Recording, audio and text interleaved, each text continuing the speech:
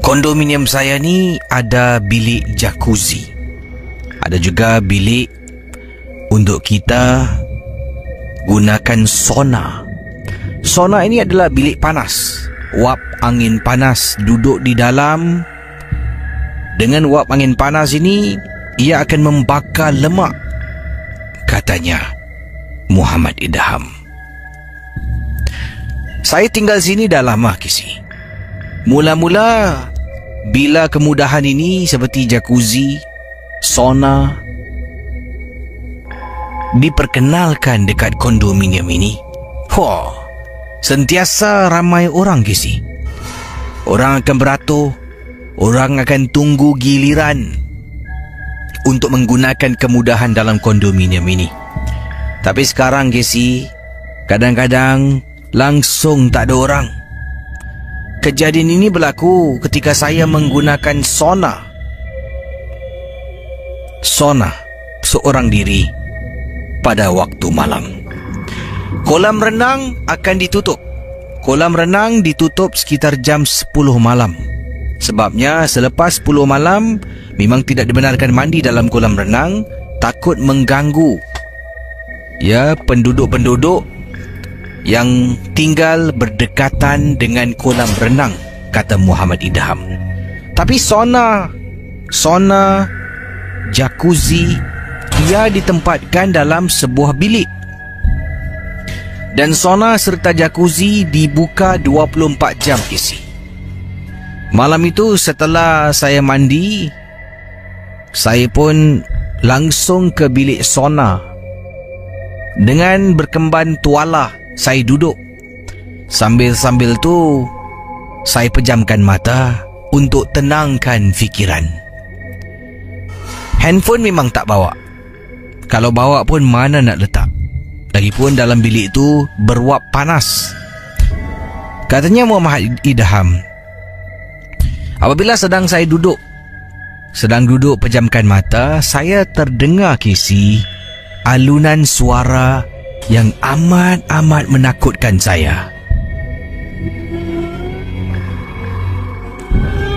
Pendengar Ria 897 FM, katanya Muhammad Idham, daripada saya cuba pejam mata nak tenangkan diri, akhirnya ia seolah-olah mengganggu ketenteraman saya. Saya buka mata, tengok depan, tengok kiri, tengok kanan. Dalam bilik sauna tu hanya saya seorang saja yang ada, Kisi. Tidak ada orang lain. Dalam bilik sauna tu juga ada cermin. Ada cermin. Cermin tu sentiasa berwap dengan air.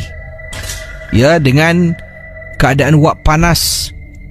Jadi, katanya Muhammad Idham, setelah hampir setengah jam saya berada dalam bilik sauna, akhirnya saya nak undurkan diri. Nak keluar dari bilik sauna, kemudian nak bilas badan, baru naik ke atas ke rumah saya. Sedang saya berdiri untuk betulkan tuala saya sebelum saya keluar daripada bilik sauna. Pendengar Misteri Jam 12, anda bayangkan, saya ni sempat lap cermin yang ada di tepi saya. Saya lap sebabnya ia penuh dengan wap. Setelah saya lap cermin, kemudian saya berdiri sambil melihat tubuh saya di hadapan cermin. Sedang saya berbuat demikian, saya terdengar suara yang sama muncul buat kali kedua, Kesi. Bayangkan pendengar Ria 897.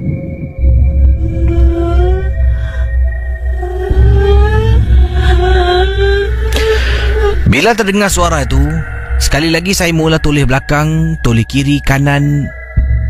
Bunyi apa sebenarnya yang menghantui saya sejak awal tadi? Saya keluar. Katanya di sini. Saya keluar dari bilik sauna, berjalan menuju ke arah tempat bilas badan. Sedang saya berjalan, saya sempat toleh ke belakang untuk lihat bilik sauna. Memang ternyata tidak ada sesiapa yang ada di sana. Dibandingkan cerita Casey, untuk pengetahuan Casey dan juga para pendengar Misteri Jam 12, kondominium yang saya tinggal ni memang sudah lama wujud. Saya antara residen yang paling lama menetap di kondominium yang disebutkan ini. Harap jangan, katanya di sini, berkongsi dengan sesiapa alamat yang saya terahkan dalam kiriman ini kepada Casey. Terima kasih dan selamat tengah malam. Misteri Jam 12. Kisah-kisah yang anda dengar dalam rancangan nombor 1 radio Misteri Jam 12 hanyalah sekadar satu hiburan sahaja. Jangan mudah percaya, jangan terikut-ikut dengan apa yang diketerahkan. Yang pasti, rancangan Misteri Jam 12 hanya sekadar hiburan. Berkongsi Casey, kejadian ini berlaku, saya pernah telefon anak saya di hospital. Sedang saya berbual dengan dia, dalam perbualan kami tiba-tiba seolah-olah macam ada line yang kedua masuk. Sedang saya berbual dengan anak yang berada di hospital. Bayangkan Casey, kata Puan Latifah. Sedang cakap, macam mana dah bagus. Saya tidak sempat untuk datang menziarahi anak saya pada waktu itu. Sebelum ini saya telah pun datang ke hospital untuk ziarah beliau, tapi ada waktu yang saya tak boleh pergi sebabnya suami saya bekerja. Jadi saya terpaksa duduk di rumah dan hanya berbual bertanya khabar dengan dia. Saya sedang bercakap dengan anak saya di telefon rumah. Apabila saya terperanjat, terdengar suara yang paling menakutkan, seolah-olah suara garau yang ada di hujung talian. Ini anak saya yang masuk hospital ni adalah anak perempuan saya. Saya gunakan nama samaran, mungkin Ida, bukan nama sebenar. Hello Ida, ni Mak lah. Mak, ada apa Mak? Minta maaf lah dah semalam hari ni Mak tak dapat datang. Yalah, Mak ni kan kalau bapak kau tak ada, Mak takkan datang. Susah nanti nak jalan sana, jalan sini. Tak apalah Mak, saya faham. Ni Ida tadi makan apa Ida? Doktor dah kasih ubat belum Ida? Ha? Anda bayangkan. Jadi kata Kak Latifah, ketika sedang berbual dengan anak ni, tiba-tiba suara garau tu masuk. Saya ingatkan, saya tengah cakap-cakap dengan anak, tanya khabar, cakap pasal hospital, makan ubat, dah makan ke belum. Keluar suara garau, ingatkan anak saya ni tiba-tiba tertidur dan berdengkur. Saya pun kata, dah.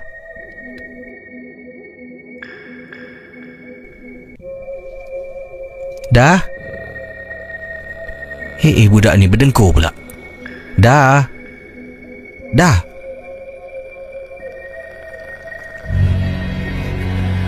Pendengar Ria 897 FM. Tiba-tiba dalam suara garau tu, saya dengar dekat belakang, background suara garau, anak saya suaranya halus memberitahu saya dengar. Katanya, Mak, mana orang ada tidur? Kenapa Mak cakap tidur?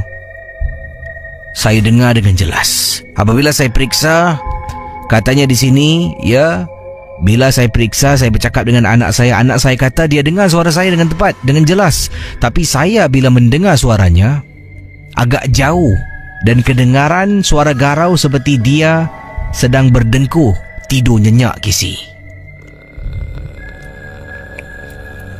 Malam itu perbualan saya dipendekkan. Suami pun tak ada di rumah, saya seorang diri sahaja.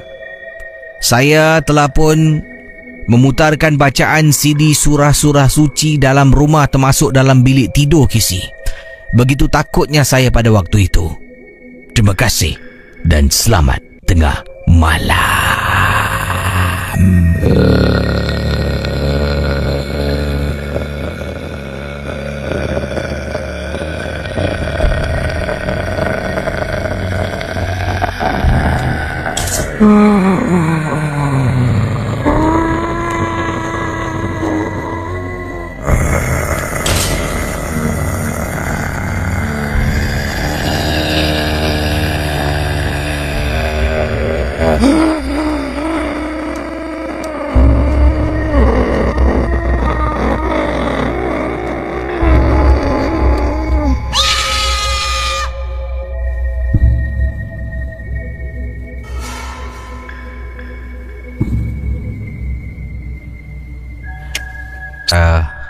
Kak Latifah berkongsi pengalaman. Akhirnya perbualannya terganggulah. Kak Latifah kata beliau terpaksa letak telefon kerana dah tak tahan, terlampau takut bila mendengar suara garau di talian yang beliau gunakan untuk berhubung dengan anaknya. 66911897. Hello, selamat pagi. Hello, selamat pagi. Selamat pagi, siapa tu? Ni Hairul. Hairul, ada kisah apa? Silakan. Saya dulu ada kawan tahun 85, saya selalu tidur rumah dia. Tahu, Cik Yesi. Pada satu hari itu saya ikut dia pergi kubur arwah bapak dia. Habis malam saya tidur rumah dia. Habis saya tersadar dalam pukul 2 pagi lah. Saya tidur dekat hall dengan dia. Saya nampak ada orang pakai kain kapal duduk dekat sofa. Muka dia garang. Mata dia pun garang. Dan Cik Kisi, habis bulu tentuk saya semua meremang. Habis saya peluk dia, saya tidur. Habis pagi saya sadar saya terkencing. Dia tanya saya, apa kau terkencing? Habis saya bilang dengan dia lah, semalam aku terus sadar aku nampak ada orang pakai kain kapan duduk dekat sofa. Habis saya suruh tanya dia, mak kau ada duduk kat sofa. Habis dia tanya dengan mak dia tak ada. Mak dia tak ada duduk. Boleh jadi itu arwah bapak aku balik dia kau. Itu dia Cik Kisi. Terima kasih Hairul ya.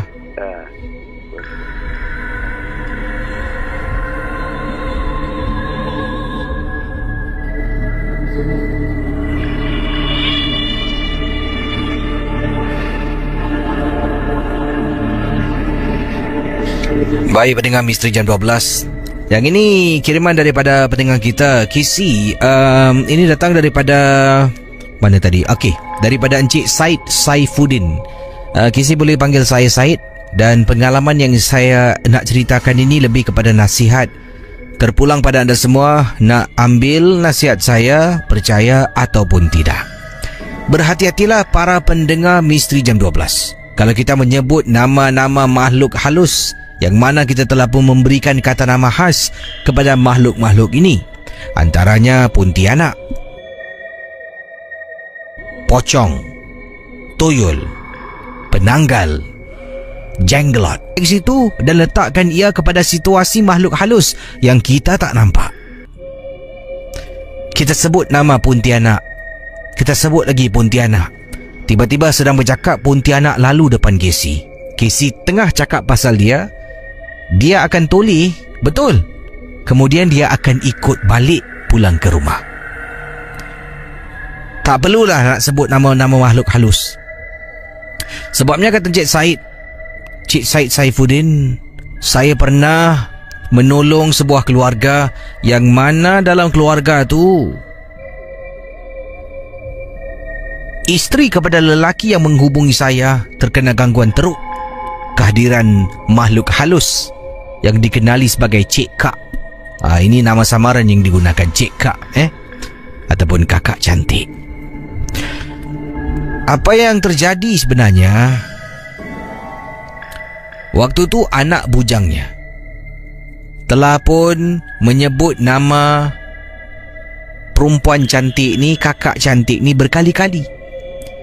Dia sebut kakak cantik. Dia tak sebut kakak cantik lah. Dia sebut nama sebenar, nama asal yang digunakan Pontianak. Dia menyebut perkara itu dalam rumahnya ketika dalam bilik dengan kawan-kawan sedang hangout dan lipat. Maknya ada di dalam bilik sedang tidur. Dan gangguan hanya berlaku malam berikutnya. Malam tu bila dikatakan, bila saya bertanya untuk mendapatkan ataupun untuk memberikan bantuan kepada keluarga ini, saya bertanya pada ayahnya, saya bercakap dengan suaminya, dan akhirnya ini beberapa maklumat yang dapat saya kumpulkan, katanya Said Saifuddin. Jadi anak sedang bermain dengan kawan-kawan dan mereka dapati kalau sebut katanya satu laman web, cuba sebut nama makhluk halus ni berkali-kali, kemudian katakan yang kau nak jumpa, kau nak datang, nak tengok. Mereka buat KC tapi tidak berhasil. Cuma yang berhasilnya bukan mereka nampak. Ibu kepada salah seorang yang ada dalam bilik itu, iaitu tuan rumah, terkena sampukan gangguan kakak cantik. Saya datang, saya cuba buat apa yang boleh, yang saya mampu, dan akhirnya makhluk halus yang dikenali sebagai Pontianak tidak lagi mengganggu wanita berkenaan. Kasihan saya lihat. Anak punya pasal, ibu yang dipertanggungjawabkan. Terima kasih dan selamat tengah malam, KC.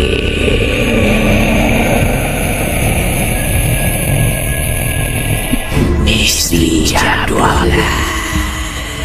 Kisah-kisah yang anda dengar dalam rancangan nombor 1 radio Misteri Jam 12 hanyalah sekadar satu hiburan sahaja. Jangan mudah percaya, jangan terikut-ikut dengan apa yang diketegakkan. Yang pasti, rancangan Misteri Jam 12 hanya sekadar hiburan. 6911897 6691897. Hello, selamat pagi. Hello, siapa tu? Hello. Hai, siapa bercakap ni? Assalamualaikum, Kasih ke? Waalaikumsalam, ya saya. Saya Amar daripada Ulu Langat, Selangor. Ulu Langat, Selangor Ya. Wah, jauh ni. Okey, kita teruskan dengan kisah anda tentang pengalaman ni. Tentang apa? Silakan. Baru saja terjadi pada 2-3 malam lepas lah. Hari Senin malam. Di mana saya berada di pejabat lah. Saya ada banyak kerja, so saya bekerja lebih masa. Memang biasanya kalau kerja lebih masa, saya akan kerja overtime lah. Biasanya paling lewat sampai pukul 8.30 malam. Tapi memang kebiasaannya, memang kalau saya seorang-seorang buat kerja, memang selalu terkena gangguan jugalah kiranya. Cuma pada hari biasanya saya tak teruk, macam dengar bunyi ketukan pada dinding dan sebagainya. Tapi saya buat tak indah lah sebab dah biasa. Tapi pada 2 malam lepas saya terkena lebih teruk sikit lah. Di mananya lebih kurang 7.40 masa tu memang semua orang dah balik, tinggal saya seorang je. Pejabat sini bilik dia bentuk lebih kurang segi 4 tempat lah. Ada 2 pintu di sebelah kiri dengan sebelah kanan bilik Okey. So masa saya tengah buat kerja sampai pukul dalam 8 subuh macam tu, saya berhenti, saya solat isyak. So bila saya solat isyak, habis solat isyak tu, elok je saya habis berdoa. Di sebelah hujung sebelah kanan, saya terdengar bunyi ketikan papan kunci. Keyboard komputer. Dia berketuk macam orang tengah buat kerja dengan sangat-sangat busy lah. Ketuk dalam beberapa saat, saya senyap. Saya pun okey, dah okey lah kot. Dalam beberapa saat lepas senyap tu, dia bunyi sebelah kiri pula. Tapi kali ni dia lebih perlahan sikit bunyi dia. Macam dia bunyi papan kunci tu, dia pelan-pelan dia tekan tapi ada bunyi lah. Okay. Saya pun dah macam menggelabah sikit lah, tapi tak dah biasa. Lepas tu dia senyap lah. Tapi lepas beberapa detik je dia senyap, kedua-dua pintu keluar daripada bilik pejabat saya tu bergegar. Macam ada orang tengah marah cuba buka pintu yang berkunci, bergegar dalam beberapa saat, dia kurang ketiga ke 4 saat je. Memang satu gangguan yang saya tak pernah kena lah. Lepas saya tak ada berhenti tu, saya tak ada cerita banyak. Saya terus shutdown komputer, saya balik lah. Tak berani lah tunggu lama, saya seorang tak pejabat kan. Jadi so, baru jadi hari Senin lepas. Pejabat anda tu memang jarang orang akan overtime lah. Biasanya kalau malam saya seorang, memang biasa saya kena kadang pintu terbuka sendiri ke apa ke. Cuma saya dah, benda tu biasa lah kan. Cuma masa 2 hari lepas saya tak tahu kenapa dia nak berparti yang bilik tu. So dia buat macam tu nak suruh saya balik awal lah kan. Jadi itulah pengalaman saya baru kena 2 hari malam lepas lah. Terima kasih ya. Sama-sama Gesri. Itu dia pendengar kita dari Ulu Langat, Selangor. Terima kasih kepada pendengar Ulu Langat. Siapa yang sedang mendengar sekarang ini dan di mana anda sekarang berada mendengar rancangan MG12. Yang ini kiriman daripada Nur Azura. Casey, katanya saya nak menegur sedikit. Ini tentang sesetengah peniaga yang menggunakan seperti katanya pelaris untuk melariskan perniagaan mereka. Ada di antara mereka menggunakan cili kering yang diikat, digantung dekat atas kedai. Itu sebagai pelaris, Casey. Ada juga yang menggunakan tulisan ayat-ayat ringkas yang ditampal bahagian-bahagian tertentu dekat kedai dengan harapan para pengunjung kedai, para pelanggan tak dapat lihat. Ada juga menggunakan khidmat-khidmat bomo untuk melakukan kedai mereka. Pendengar Misteri Jam 12, apa yang terjadi, ada sebuah gerai. Ini bukan di Singapura tapi di seberang tambak. Saya tak nak sebutkan di manakah gerainya, tetapi bayangkan nama gerai yang katakan di sini yang sungguh popular adalah gerai menjual mi soto. Dan nama mi soto ni adalah Mi Soto Saka. Bayangkan, sekali pandang memang seram, Casey. Memang menakutkan. Tapi saya tak pastilah adakah benar-benar mi soto ni mengandungi bahan-bahan saka. Akan tetapi, Casey, nasihat saya pada semua, tolonglah gunakan nama-nama yang baik-baik. Sebab itu kan barang makan. Menggunakan nama saka seolah-olah mengagung-agungkan makhluk seperti syaitan. Renung-renungkanlah. Terima kasih. Mohon maaf kalau terasa dan saya hanya sekadar memberi pendapat pandangan saya saja. Misteri Jam 12. Kisah-kisah yang anda dengar dalam rancangan nombor 1 radio Misteri Jam 12 hanyalah sekadar satu hiburan sahaja. Jangan mudah percaya, jangan terikut-ikut dengan apa yang diketerahkan. Yang pasti, rancangan Misteri Jam 12 hanya sekadar hiburan.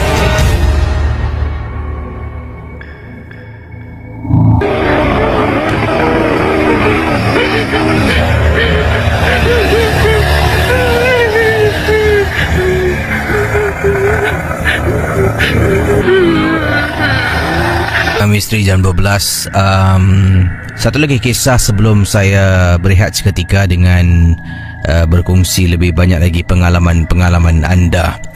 Ini bercakap tentang gerai makanan. Saya ada mengumpul beberapa kisah berkaitan dengan gerai makanan. Ini datang daripada Nora. Kata Nora, saya pernah meniaga, Casey. 2 kali meniaga gagal. Saya sebenarnya tidak ingin menyalahkan orang, akan tetapi saya hanya berkongsi pengalaman saya. 2 kali berniaga, 2 kali saya gagal. Saya berpindah ke tempat lain, mula lagi perniagaan tetapi tetap gagal. Apa yang terjadi? Saya dapat tahu gerai saya telah pun disihir. Ya, mungkin ada yang tidak boleh terima. Tidak boleh terima dalam perniagaan, pastinya ada persaingan, kata Nora. Jadi bayangkan, saya ni sebenarnya gerai yang pertama. Saya yang pertama ada di sana. Saya menjual makanan nasi lemak. Nasi lemak saya ni alhamdulillah mendapat sambutan. Ya, lebih ramai yang datang ke gerai saya. Jadi apa yang terjadi? Ada satu lagi gerai ni, gerai orang Melayu kita yang baru dibuka. Pada mulanya tempat itu merupakan sebuah gerai yang menjual mi goreng, ya, milik orang India. Jadi selepas orang India tu mungkin tutup kedai, saya tak pasti kenapa, gerai itu diambil oleh ataupun oleh sebuah keluarga Melayu. Pada mulanya memang tidak ada apa-apa persaingan di antara kita. Saya memang tidak pernah fikir tentang persaingan. Malah pada pandangan saya, kalau dia jual nasi lemak pun sama macam saya tak boleh cakap yang dia tiru saya. Sebabnya di Singapura ni banyak lagi tempat lain pun yang menjual nasi lemak. Mungkin saya pula tiru mereka. Jadi sebab itulah, pada pandangan saya, rezeki di mana-mana, rezeki ini adalah pemberian Allah. Kita hanya berusaha dan bekerja dengan jujur, dengan amanah, dan rezeki akan datang dengan sendirinya. Casey, mulanya saya dapat tahu mereka menjual nasi ayam dan juga goreng-gorengan seperti nasi goreng, mi goreng dan sebagainya. Itu dua jenis makanan yang mereka jual. Apabila mungkin agaknya melihat queue yang begitu panjang di gerai saya menjual nasi lemak, mereka mula juga menambahkan menu nasi lemak dalam menu mereka. Ya. Jadi apa yang berlaku bila mereka jual nasi lemak, queue saya ni kalau panjang, yang tak sanggup nak beratur akan pergi ke gerainya. Saya tak kisah. Kita berkongsi. Kalau untung, sama-sama untung lah. Tapi masalahnya sekarang, saya rasalah pada pandangan saya, kata Nora, empunya diri ni kalau boleh dia nak bulut semua pelanggan-pelanggan saya, suruh melanggani ataupun pergi ke gerainya. Casey, pada mulanya saya dapat lihat ketegangan yang berlaku. Sebabnya bila saya nampak mereka, saya cuba senyum, mereka buat-buat tak nampak saya. Kalau kita jalan, kita pergi pasar yang sama. Kadang-kadang terserempak, saya cuba ada eye contact, mati-mati tak nak pandang, tak nak tengok saya. Saya faham, Casey, mungkin persaingan begitu kuat dalam hidup. Kadang-kadang memang ada persaingan dan mereka rasakan mereka nak bersaing dalam perniagaan ini. Okeylah, kita berbaik ajalah. Sampaikan satu tahap saya rasa ada sesuatu berlaku, saya harus tutup gerai saya dan pindah ke tempat lain untuk mula berniaga. Antara perkara yang berlaku, Casey, sejak mereka menjual nasi lemak, sejak mereka berniaga dekat gerai tersebut, malam-malam hari pelanggan saya datang. Ya, datang dekat saya, bawa nasi lemak yang saya jual, katanya basi. Kak, nasi kakak dah basi lah. Pada mulanya macam tak percaya. Tak pernah saya masak nasi basi. Datang ke si. Mungkin saya rasa agaknya, yalah, nasi lemak kalau kena dengan timun, diperap, disimpan lama, boleh jadi basi ke si. Jadi lama kelamaan bukan satu, malah ramai juga yang datang, katanya nasi basi, sampaikan pelanggan-pelanggan saya ni lari pergi dekat gerainya. Tak kisah, tetap saya terus berniaga, Casey. Tetap saya terus berniaga, saya terus mencari rezeki dengan cara yang jujur dan halal. Pendengar Misteri Jam 12, yang paling menyeramkan, salah seorang customer saya, salah seorang customer, pelanggan saya yang membeli nasi lemak saya, kebetulan, Casey, beliau adalah seorang perawat, tukang obat. Bila dia datang dekat gerai saya, dia pun memanggil saya dekat tepi. Katanya, Nora, boleh tak Wak jumpa Nora sekejap? Dia tarik saya keluar jauh daripada gerai. Kemudian dia kata, Wak nak bantu Nora. Wak rasa gerai Nora ni ada orang hantar barang. Pada mulanya saya ketawa. Saya kata, tak adalah Wak. Nora tak perasan ke? Gerai Nora ni macam tak ada orang je. Saya terdiam. Mungkin tak musim tak orang nak makan nasi lemak. Ya ke? Tapi kenapa gerai yang ujung yang baru buka tu ramai orang makan nasi lemak dia? Kemudian saya rasakan mungkin kebetulan sajalah.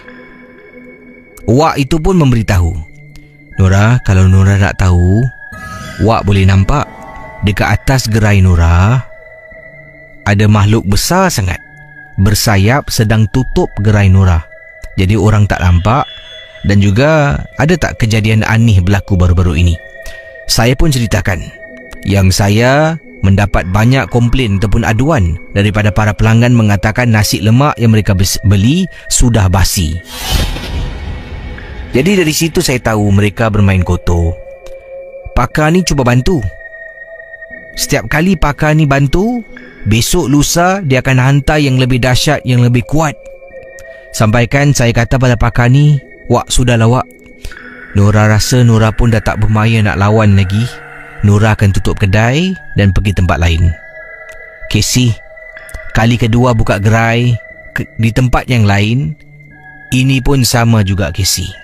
Sebabnya bila saya pergi ke tempat yang lain, kebetulan gerai ni menjual makanan yang agak serupa. Bila saya datang ni, konon-konon macam saya tiru menu yang dia ada. Tapi itu kepakaran saya, Casey, memasak nasi lemak.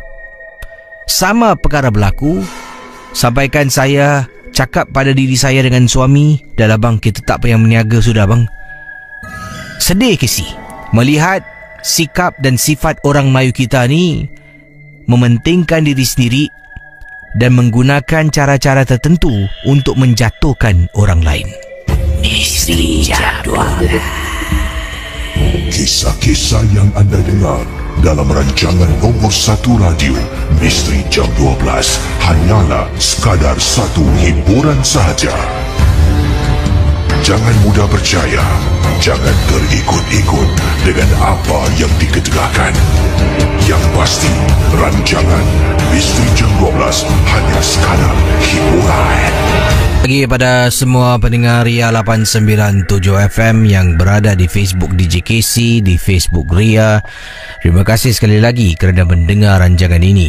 Dan saudara, anda boleh hubungi saya sekarang 669-11897 di 669-11897 dalam rancangan Misteri Jam 12. Ingat, setiap kisah yang diketengahkan hanya sekadar hiburan. Jangan mudah percaya dan terikut-ikut dengan apa yang anda dengar. Selamat pagi pada anda yang sedang sekarang ini daripada siapa lagi sedang mendengar rancangan MJ12. Kita ada Sariza, kita ada Juan John Di Marco. Katanya malam ni kisah nak tentang buat-buat orang ni Kisi memang menarik sangat-sangat. Saya harap yang mendengar dan pernah membuat kerja terkutuk ini insaflah. Sebab kita semua akan mati dan kita semua akan dihadapkan ke muka pengadilan, Casey. Kata beliau. Yang ini kiriman-kiriman yang saya terima pada malam ini. Banyak kiriman-kiriman. Ada juga yang suka dengan lagu-lagu diputarkan. Kak Mas Dusa kata lagu best, suara Alda sedap. Alamak Casey, lagu ni lagi Darlah Hidayah. Terperanjat nampak. Casey asal dalam banyak-banyak lagu lagu ni diputarkan ataupun dimainkan I say berdiri bulu tengkuk, kata Oni D. Habis dan Misteri Jam 12, lagu dia pun adalah sikit-sikit ada kaitan dengan MJ12 Jadi terima kasih sekali lagi. 669-11897 dipersilakan untuk berkongsi kisah dalam Misteri Jam 12. Ria 897 FM. Misteri Jam 12. Kalau berani dalam, kalau takut jangan.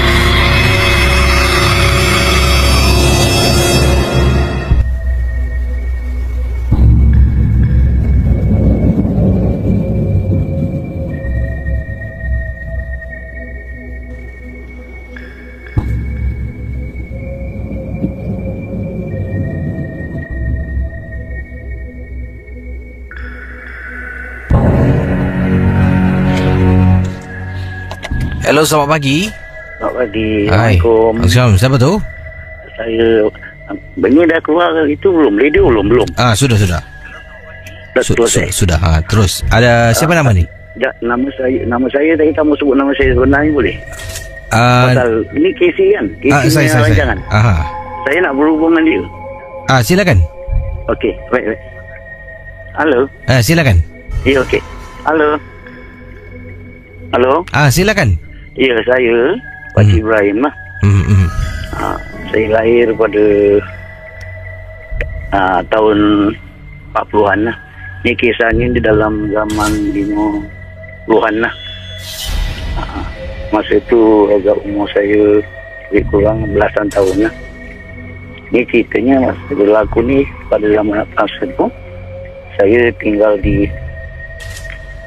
Teluk Kurau, Lorong M, Teluk Kurau. Jadi pada masa ketiga itu tu rumah tu semua itu memang sunyi lah. Tahun 40-an tu 40 tahun 50-an saya lahir 50-an. Jadi saya ni 3 saudara. mengaji di daerah Merempit lah. Dia Merempit belum ada lagi lah. Tinggal dinamakan Tauqi Sarawak. Belajar mengaji di situ. Jadi pada kita pergi tu sebelum maghrib kita berjalan. Biasanya tu kalau kita dah habis mengaji tu biasanya lewat lah. Lewat dalam pukul 10 gitu, balik berjalan kaki lah. Kalau daripada Teluk Kurau tu lorong M tu ke dipanggil rumah Tauqi Sarawak, kita mengaji kat situ. Jadi tahulah suasana pada ketika itu tu tak macam sekarang. Jadi kita balik 3 beradik, balik tu masuk ke jalan, masuk kat lorong M. Rumah saya ni lorong M yang menghala ke sungai, bukan menghala yang lorong M yang ke Stilot. Jadi bila kita ni berjalan nak masuk dalam pertengahan, rumah tu memang jauh-jauh lah, rumah tu sebuah. Jadi bila sampai kat tengah-tengah tu, kita nampak lembaga hitam lah. Jadi kami tiga bersaudara ni rasa ketakutan.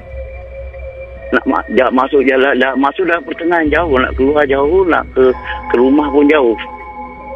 Jadi bila ketakutan, umur dalam 12 tahun, 13 tahun gitu. Jadi saya dengan saudara ni, tiba-tiba ni kata macam mana kita rasa macam gementar lah, takut. Memang kita baca-baca gitu. Jadi bila kita dah baca-baca, terus kita lari. Kita tak pandang atas, tak pandang belakang, terus kita lari sampai kat rumah tu. Rumah saya ni sebetulnya rumah nenek, tinggal dengan nenek lah. Mak dia tinggal dengan nenek lah. Jadi situ banyak pokok tebu dan sebagainya. Jadi bila masuk tu, mak tanya kenapa kita nampak lembaga hitam. Jadi macam ketakutan lah. Kali tak tahu macam mana, mak kata okey, kasih minum air. Kita pun dah rehat. Jadi tak tahu macam mana, kami pun tidur. Jadi besoknya tu, pagi tu, bila kita lalu nak keluar tempat yang sama, mak tanya lah, kat mana yang kau nampak benda tu? Dekat atas.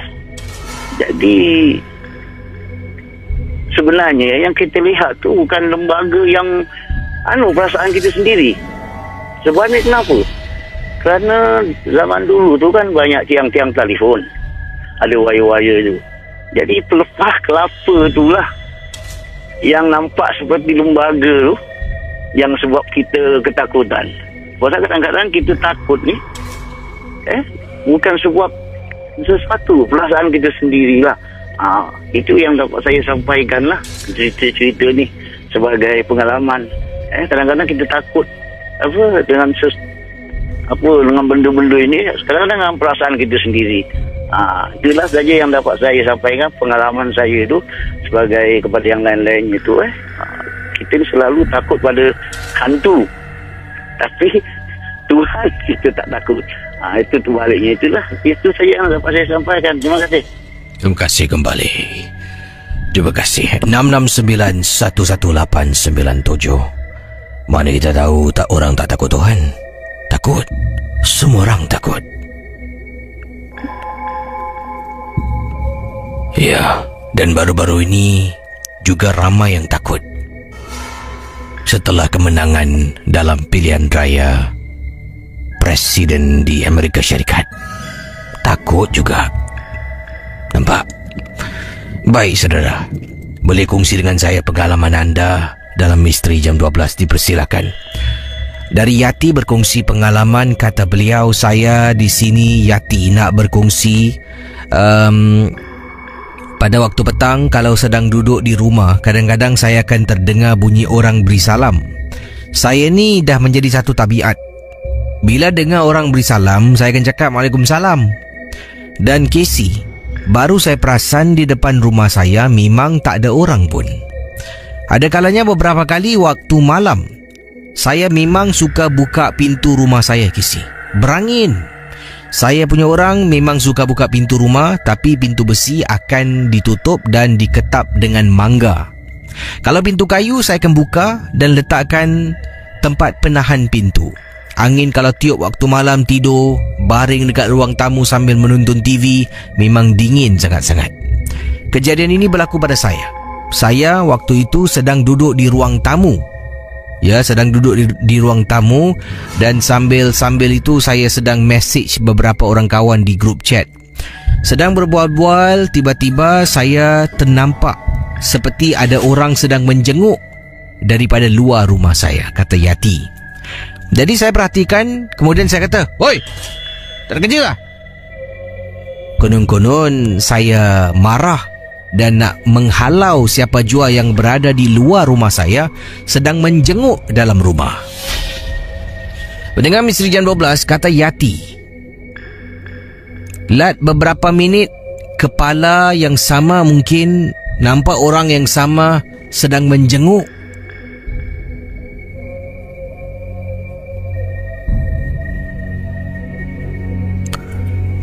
Jadi akhirnya saya pun bangun. Saya nak tutup pintu. Bangun nak tutup pintu. Pada waktu itu memang tak terfikirkan tentang gangguan ke, makhluk halus ke, hantu, tidak. Tengah nak tutup pintu, saya dengar, "Assalamualaikum." Ya Allah, Kisi, cara dia beri salam tu dah cukup membuat bulu rumah saya meremang. Dengan segera tutup pintu, ambil handphone, masuk bilik, terus saya tidur, Kisi.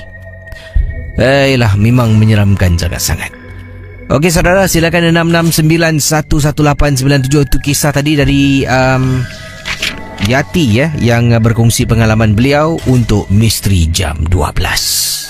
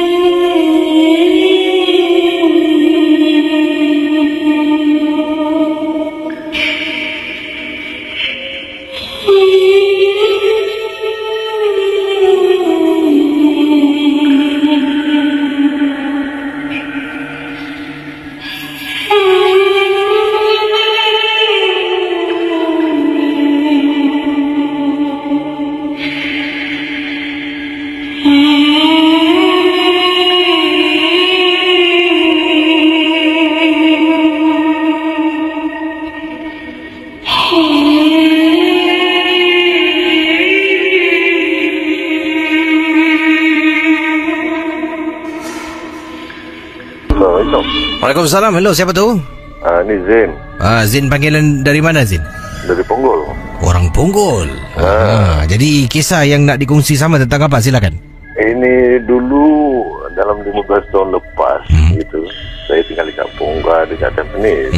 Saya pergi pancing dengan adik lah dekat lorong halus ini. Oh, lorong halus. So, masa tu lorong halus macam sekarang ni. So, jadi mana pun saya bawa van berdua, dua beradik yang pergi pancing. Jadi masuk pagar tu, masuk semak semua sampai dekat tempat macam sungai gitu kan. Pergi pancing kat situ. Pancing. Ikan tak makan umpan, tapi ikan banyak lompat kan. Jadi heran apa pasal. Jadi bila saya tengok kat sebelah kanan, rupanya ada si cantik tu, dia tengah tunduk gitu kan. So jadi dia bilang dengan adik, dia kata, saya kata tak ada ikan lah, saya kata kan. Dia kata mana, dia kata ikan tengah lompat-lompat ni, dia kata. Tapi saya signal lah sebelah kanan kan, dia kata. Kalau dia nampak, dia kata. Langsung lari dia nampak. Mana kena kejar dengan anjing. Jadi tempat yang anda katakan lorong halus nak memancing pada waktu tu, nak masuk memang kena jalan dekat samun semua lah. So jadi van saya pakai tepi. Saya masuk kat pagar, masuk kat semak samun, masuk sampai kat depannya lah itu. Jadi sekarang tempat memancing favourite kat mana? Sekarang dah tak mancing lagi. Dah tak mancing Terima kasih ya. Selamat pagi. Okey. Assalamualaikum. Waalaikumsalam warahmatullahi. Ini bercakap tentang pancing. Kiriman saya terima ni datang daripada Encik Abu katanya, Casey, saya ni gemar memancing dan saya tak suka pancing dengan kawan-kawan. Saya lebih suka pergi seorang diri. Tapi kalau kawan ajak, saya akan pergilah. Tapi kalau boleh, saya akan buat pilihan. Saya akan pancing seorang diri. Satu, pancing seorang-seorang tak payah bawa kawan, senang. Kita boleh keluar bila-bila kita nak, kita boleh balik bila-bila kita nak. Ada kalanya mood nak mancing dekat rumah, meluap-luap. Nanti bila sampai dah pancing 2-3 jam, tengok macam hilang mood, balik. Tapi kalau pergi dengan kawan, hilang mood tak boleh. Kena duduk sampailah besok pagi ataupun sampailah habis kita semua memancing. Dan katanya di sini, saya pula kalau memancing ni, saya suka sangat pergi tempat-tempat yang mungkin tak ramai tahu. Antaranya pada waktu dahulu, saya pernah di kawasan Punggol N. Dahulu Punggol bukan macam sekarang, Casey. Sekarang ni Punggol dah pun ada pembangunan, iaitu Punggol Settlement lah, ada dekat Punggol Ranch dan sebagainya. Dulu sebelum ada Punggol Ranch, Punggol Settlement, ada satu laluan ni menghala ke Punggol Marina yang merupakan sebuah tempat perkapalan. Sebelum kita sampai Punggol Marina, kalau kita belok sebelah kanan, kita akan lalu kawasan hutan ataupun semak samun. Semak samun yang tak tebal, yang kecil. Pandu perlahan-lahan masuk sampai ke dalam, baru ada padang yang lapang sangat-sangat. Dekat situ ramai akan memancing. Tapi bila saya katakan ramai, itu merupakan regular lah yang tahu tentang tempat tu. Sebab tempat ni memang tak ramai. Apabila saya sampai pada waktu itu sekitar jam 5 lebih petang, saya pun mula pasang joran dan saya pun buka kerusi lipat yang saya bawa bersama, duduk sambil minum kopi, makan, sambil tu tunggu ikan. Pendengar Misteri Jam 12, dipendekkan cerita, kata beliau, akhirnya katanya di sini, akhirnya bila tengok waktu, dah jam 7 lebih malam, saya pun rasa bosan, dah nak balik. Jadi apa yang terjadi, saya sedang simpan joran. Kereta saya ada di belakang saya. Saya terperasan di tempat duduk belakang, saya nampak ada kepala orang. Seolah-olah macam ada orang sedang duduk di tempat duduk belakang kenderaan saya. Sambil saya simpan barang, saya pun cakap, aku tak kacau kau jangan kacau aku. Saya cakap beberapa kali. Kemudian katanya di sini, sambil simpan lagi, saya cakap lagi. Sambil tu mulut membaca kumat kamit bacaan ayat-ayat suci yang saya ingat, kata beliau. Dan akhirnya setelah habis semua dah selesai, saya cuba menjenguk di tempat duduk belakang. Susuk tubuh seperti kepala manusia tidak ada dalam kenderaan saya. Terima kasih dan selamat tengah malam.